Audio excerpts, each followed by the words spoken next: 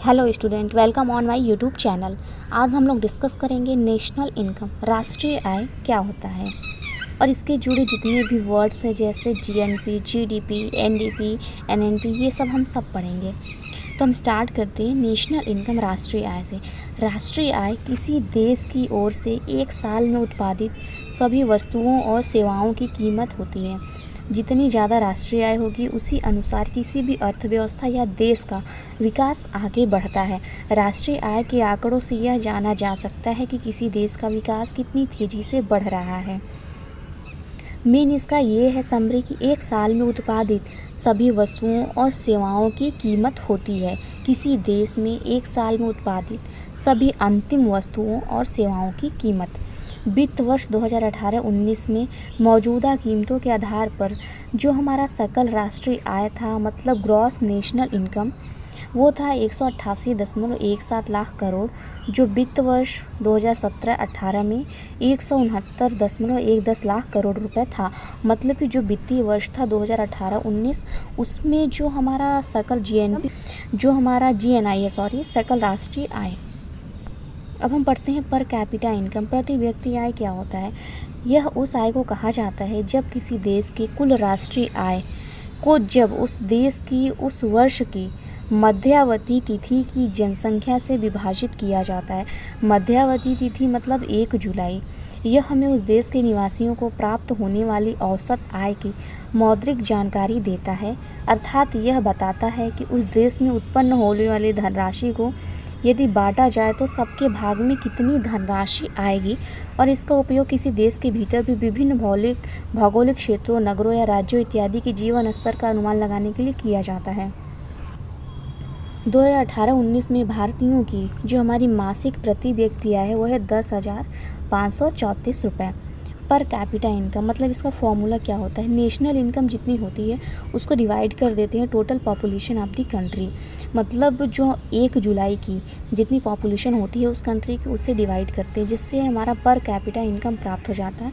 मतलब प्रति व्यक्ति आय, पूरी आय को पूरी जनसंख्या से विभाजित कर देंगे तो प्रति व्यक्ति आय आ जाता है। फिर हम देखते हैं ग्रॉस डोमेस्टिक प्रोडक्ट, जीडीपी, सकल घरेलू उत्पाद क्या होता है। एक अर्थव्यवस्था के आर्थिक प्रदर्शन का एक बुनियादी माप है। यह एक वर्ष में एक राष्ट्र की सीमा के भीतर सभी अंतिम माल और सेवाओं का बाजार मूल्य है। जीडीपी सकल घरेलू उत्पाद को 3 प्रकार से परिभाषित किया जा सकता है, जिनमें से सभी अवधारणात्मक रूप से समान हैं। पहला क्या होता है, यह एक निश्चित समय अवधि में एक देश के भीतर उत्पादित सभी अंतिम माल और सेवाओं के लिए किए गए कुल व्यय के बराबर है। दूसरा क्या होता है, देश के भीतर एक अवधि में सभी उद्योगों के द्वारा उत्पादन की प्रत्येक अवस्था पर कुल वर्धित मूल्य और उत्पादों पर सब्सिडी रहित कर के योग के बराबर है। इसको हम समझते हैं, इतना ज़्यादा पढ़ने का कोई मतलब नहीं है, तो असली इसको समझते हैं। देखिए, ग्रॉस डोमेस्टिक प्रोडक्ट, डोमेस्टिक क्या होता है, जैसे हम लोग नहीं कहते हैं डोमेस्टिक हेल्पर, डोमेस्टिक वर्क, वो वर्क जो हम घर के अंदर करें, ठीक है। तो यहाँ हम बात कर रहे हैं अपनी कंट्री की, तो जो हमारा कंट्री क्या हुआ, हमारा घर हुआ। तो देश की जो सीमा है, देश की सीमा के अंदर जो भी प्रोडक्शन हो रहा है वो होता है सकल घरेलू उत्पाद। तो जो हमारे इंडिया का मैप है, हम देख सकते हैं जो बाउंड्री है उसके अंदर जितने भी उत्पाद किए जा रहे हैं, चाहे वो जो भी उत्पाद कर रहा है, इससे हमें नहीं डिपेंड करता है। वो फॉरेनर भी हो सकता है, मतलब बाहर का भी व्यक्ति हो सकता है, और हमारा देश का व्यक्ति या बाहर के व्यक्ति, दोनों इंक्लूड होते हैं। क्योंकि यहाँ पर एक टर्म है डोमेस्टिक, मतलब डोमेस्टिक एरिया में जितने भी प्रोडक्शंस हो रहे हैं, हमारा जो डोमेस्टिक एरिया आता है, जैसे हमें पता है जो नॉटिकल मील होते हैं, जो समुद्री मील होते हैं, वो भी हमारा व्यापारिक क्षेत्र होता है। हमें पता है 200 नॉटिकल मील तक होता है व्यापारिक क्षेत्र, तो वो भी हमारे डोमेस्टिक लाइन में आ जाते हैं। तो वहाँ पे भी जितना प्रोडक्शन होता है, जितनी आय होती है, उसको भी हम इंक्लूड करते हैं।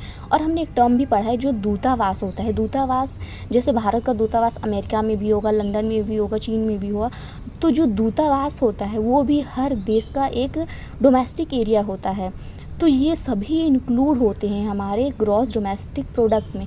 इनसे जितनी भी आय होती है, तो हम कि एक चीज़ को पकड़ते हैं केवल डोमेस्टिक मतलब एक घर होता है, तो भारत एक घर है, ठीक है। उसकी जो भी सीमा है, उसके अंदर उत्पादित जितनी भी सभी वस्तुएं हैं, उसका जो अंतिम मूल्य होता है वही जीडीपी होता है। ये होता है जो हम उपभोग करते हैं, सकल निवेश करते हैं, सरकारी खर्च, निर्यात को ऐड करते हैं और जो आता है, क्योंकि जो हम चीज़ें लाते हैं उससे हमारा उत्पाद नहीं होता है, जबकि उसमें हम इन्वेस्ट करते हैं। इस वजह से यहाँ पे आयात को माइनस किया गया है।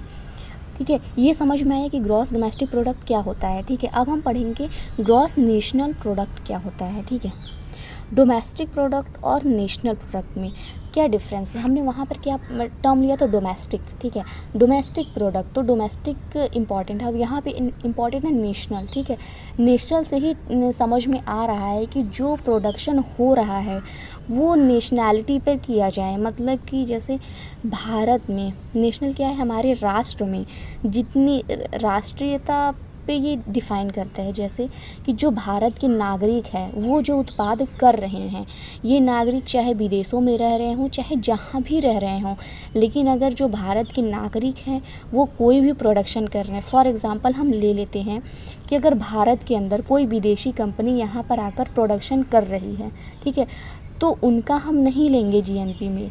लेकिन भारत के बाहर अगर कोई भारत की कंपनी फ़ॉरेन में जाकर वहाँ पे अपनी कंपनी लगाती है और वो वहाँ पर इन्वेस्ट करती है और उससे जो उसे प्रॉफिट होता है उसको हम इंक्लूड करते हैं जीएनपी में। तो ग्रॉस नेशनल प्रोडक्ट मतलब जो नेशनल एक राष्ट्र की जो पब्लिक है, ठीक है, जो सिटीज़न है, जो नेशनल मतलब जो राष्ट्र की सिटीज़न है उसके द्वारा जो प्रोडक्शन हो रहा है, इसमें हम अदर कंट्री के सिटीजन्स को नहीं लेते हैं। इसमें हम केवल इंडिया के ही सिटीजन्स को इन्वॉल्व करते हैं। तो ये पूरी तरह टोटली डिफाइंड है कि जो जीएनपी होता है ये बेसिकली है कि जो राष्ट्रीयता है, मतलब जो हमारा सिटीजन्स है, केवल जो इंडियंस हैं उन्हीं के जो लास्ट प्रोडक्ट है उन्हीं को इन्वॉल्व करते हैं।